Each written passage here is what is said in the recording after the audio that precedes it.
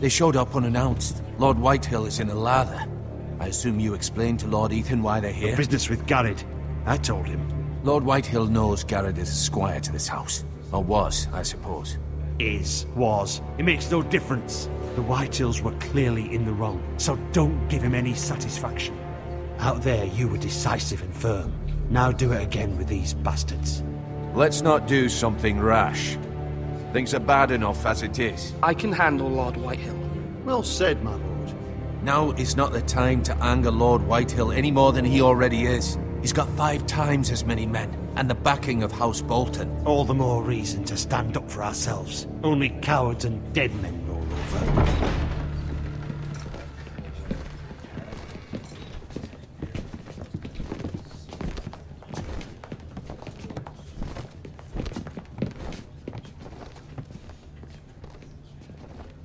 Lord Ethan, is it? My condolences for your father and brother. The late Lord Forrester was no friend to me or my house. My only regret is I wasn't there to drive the dagger into his heart myself. I've been waiting for this day all my life. I may be young, but I'm not so easily fooled. You're trying to rile me, but it won't work. Young? You are that boy. Too young to know when you're in over your head. And no bread and salt! What kind of fucking house receives a lord with no fucking bread and salt? You bloody amateur. No courtesies. I should have expected as much. Calm yourself, old man. You little fuck! That's how you talk to a lord? You Forresters have shit on us for generations. Well, now the Starks are no longer around to have your back, are they? We're the power in the north now. Roose Bolton is the Warden of the North. Aye. And we've been his bannermen for 5 fucking centuries, you cunt. Lord Ethan, you're losing control of this. That's enough, Lord Whitehill. I'm not finished! Maybe if you hadn't been so fucking greedy with the ironwood, things would have been different between us. You squandered your share. Our share was taken from us. We had no fucking choice but to harvest what was left. What is it you want, Lord Whitehill?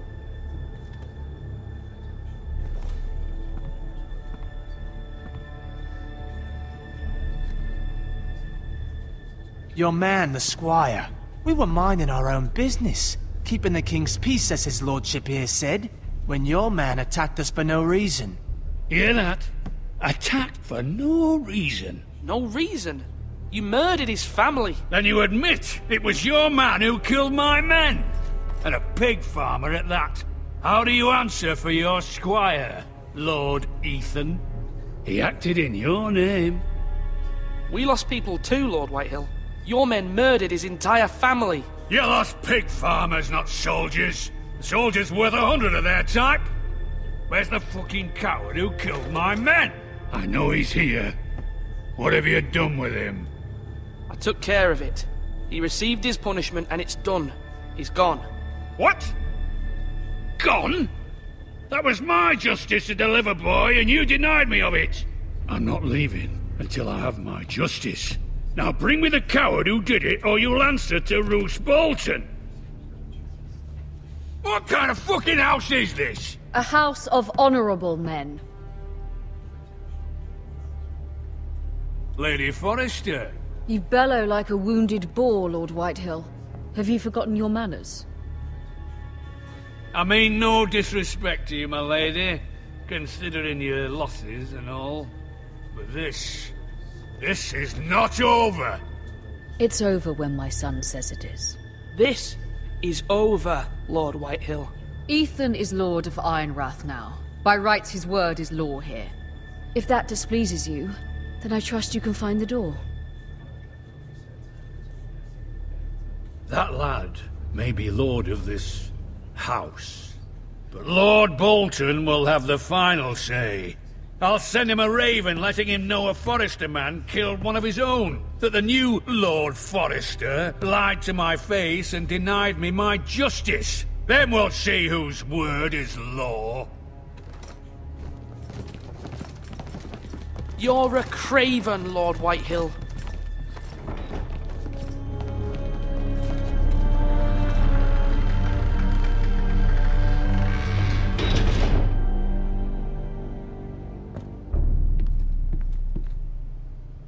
I was wrong about your son, my lady. He stood up to him like a true lord. You were brave, my son. But you'll need to be braver still when Ramsay Snow arrives to see you bend the knee. Prepare a raven. We need to send word to Mira in King's Landing at once.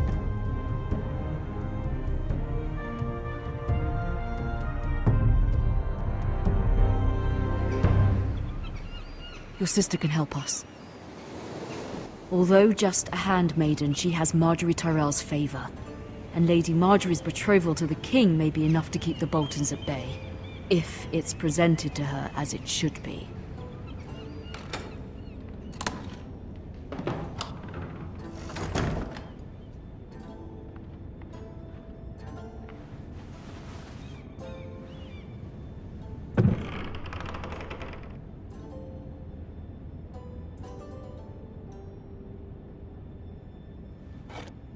Ethan made this for me.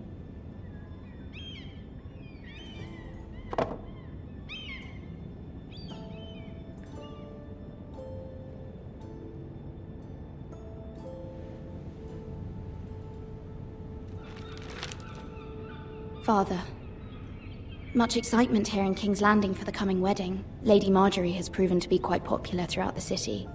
I do wish you and Mother could come, although I know it would be impossible under the circumstances. I miss all of you, and I look forward to the day you can.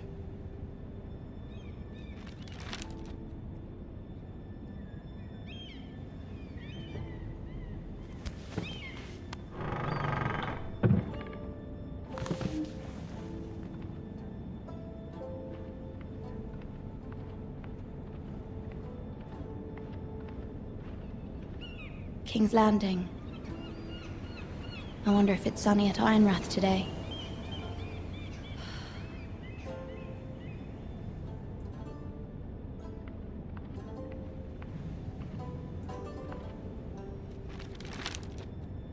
It troubles me to even ask this of you, but you must appeal to Lady Margaery to intervene on our behalf.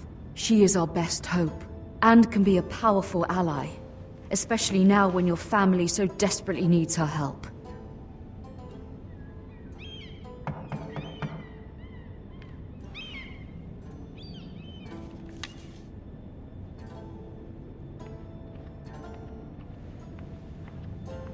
One moment. Oh, sorry, milady. I didn't mean to disturb you. I can come back later if you'd like. No, it's fine. Come in.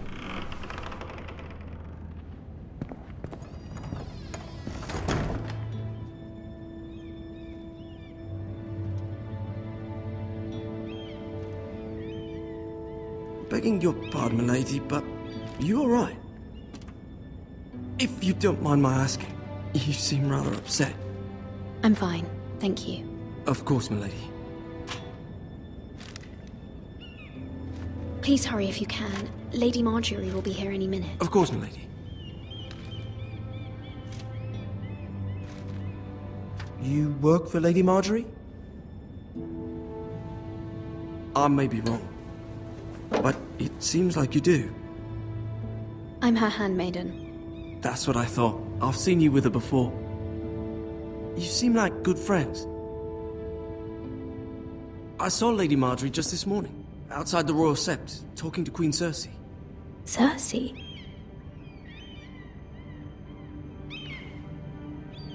They appeared to be having some sort of disagreement. I couldn't hear much, but... What did they say? I couldn't make out much, but I know they were talking about the Starks and House Forrester. House Forrester? I hope you're not in any kind of trouble. But I thought you ought to know. Most people don't tend to notice a call boy. Not in King's Landing, with so many lords and ladies about. You see and hear all sorts of things when people don't even know you're there.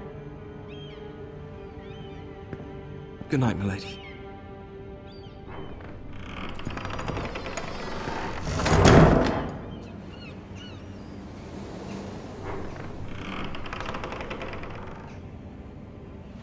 Lady Margaery, you're early. I was hoping there would be time for us to talk. Come, there's something we must discuss.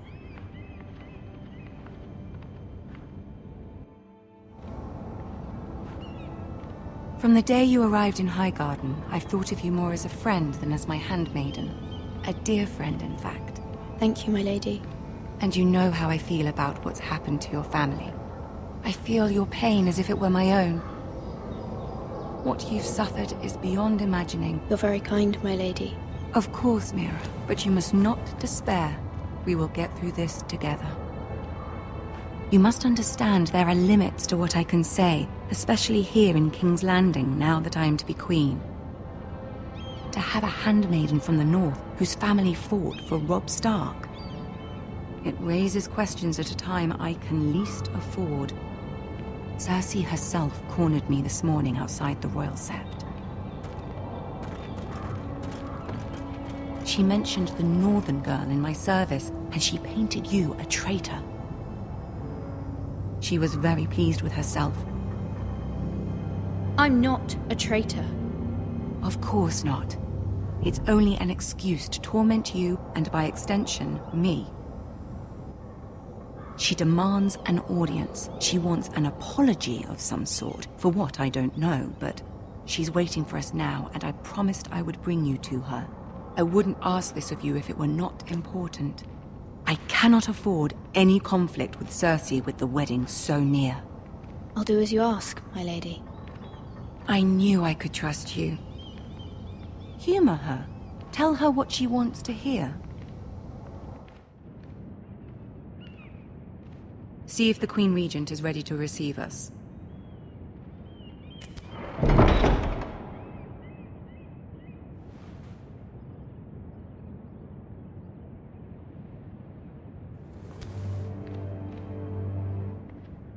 You'll be fine. I know you will. You may feel one thing, but you must say another.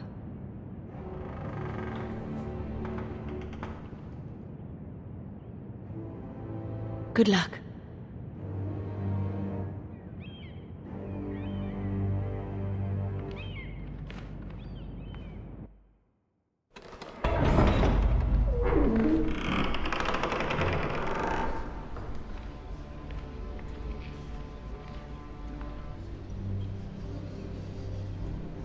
You can do this.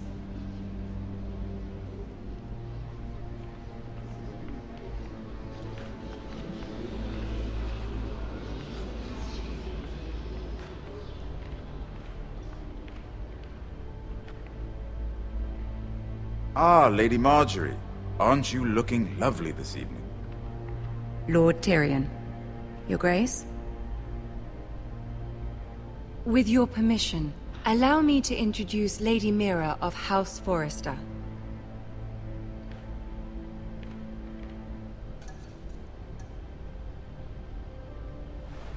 Your Grace. The girl knows her courtesies. Impressive. You may rise. House Forrester is a northern house loyal to the king. Are they? I beg your pardon, Your Grace. I wasn't talking to you. I want to hear from the girl. Is your family loyal to the king? Perhaps you should ask the new Lord Forrester. He's not here, is he? She is. Joffrey is the one true king, Your Grace. And yet... For centuries, the Forresters have been loyal bannermen to House Stark. A house of traitors. Yes, Your Grace. They are traitors. The Starks were your liege lord, yet you name them traitors so easily. I take it this is the kind of loyalty the king can expect from you. If you have any loyalty at all. Is your house willing to swear fealty to your new liege lord, Roose Bolton? Yes, Your Grace. Absolutely. I see. Despite the fact Roose Bolton allied with Walder Frey. If it was me, I'd find it difficult to so quickly forgive the men who killed my father. Old allegiances are not easily abandoned. But now that the war is over, we must look to rebuild and forge new alliances. There are ships and shields to be built, and Joffrey will need a steady supply of ironwood for his armies. I'm told there are others who would happily serve that purpose, but I trust we can rely on House Forrester. Forrester Ironwood does seem rather unique. Yes, Your Grace. It would be a shame to see it fall into the hands of another house. I imagine you'd do almost anything to prevent that from happening, wouldn't you? Ask any Lannister, and they'd do whatever was necessary to save Casterly Rock. It would be unfortunate to see another house lay claim to what's yours. I won't dishonor myself, Your Grace. I see. What would you have the girl do, Cersei? It's not as if she fought beside the Starks, wielding a battle axe for the Northern Army.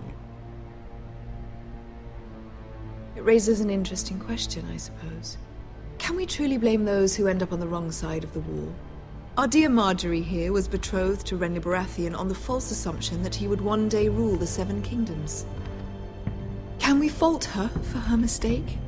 Should she be held accountable? I'm sure she regrets it. Perhaps. Perhaps not. If there's a point to this, I hope you find it quickly. Loyalty can be such a hard thing to define. This city alone is filled with all sorts of ambitious opportunists looking to reinvent themselves, pretending to be something they're not. Who knows what lurks within their hearts? You are a girl from the north, here in service to Lady Margaery. One can only assume her interests are yours. Yet loyalty to a king, that must be absolute, beyond question. And if your loyalties were to become conflicted between your king and the very person whom you serve, what would you do then? I'm sure she would... Let the girl answer the question. Go on. My loyalties would never conflict, Your Grace. That's a coward's answer. I will not have my time wasted by a northern girl who thinks she can play games. Who do you choose? The king, of course. Well said. I was beginning to worry you didn't have your priorities straight. She is a threat to the crown, isn't she? The most dangerous handmaiden in all of King's Landing. My sense is this girl will say almost anything to get what she wants. Which is not very encouraging. I'd like a word with you, if I may. Of course, Your Grace.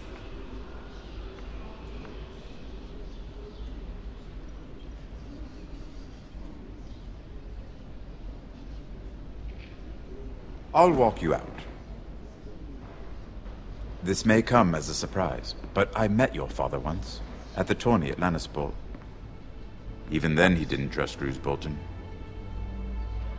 We only spoke briefly, but your father struck me as an honorable man. You have my condolences for his loss. These would be trying times for your family, even under the best of circumstances. These are trying times, my lord. My family fears what might happen now that the Boltons rule the North. They must still answer to the crown. You shouldn't forget that, nor should they. That certainly took courage. To so publicly declare your loyalty to Joffrey for all to hear. Poor Lady Margaery was humiliated, although Cersei seemed quite pleased. It was quite the first impression. I, of course, found it all highly entertaining. I was trying to appease her. I think that was clear to everyone. My sister and I have our differences.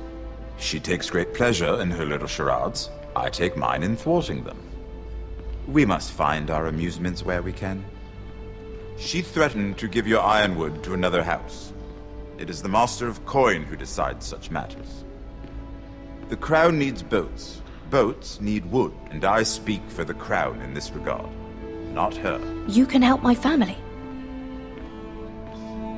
I suppose the crown could be persuaded to secure ironwood from House Forrester.